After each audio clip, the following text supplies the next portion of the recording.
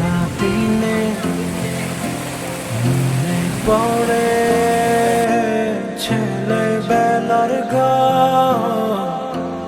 আল্লাহর দেয়া সুন্দর জীবনটাকে উপভোগ করার জন্য সেদিন ঘুরতে গিয়েছিলাম ভাঙ্গা এবং মাওয়া এক্সপ্রেসওয়েতে।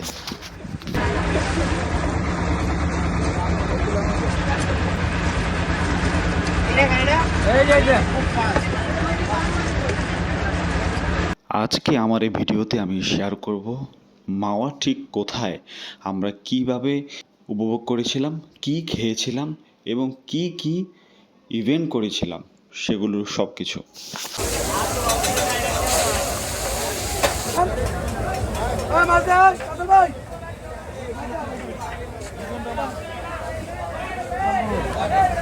মানুষের মাছ যে রান্না বান্না করলে মাছ তো পুড়ে গেল, মানুষের মাছ পুরা পুরা।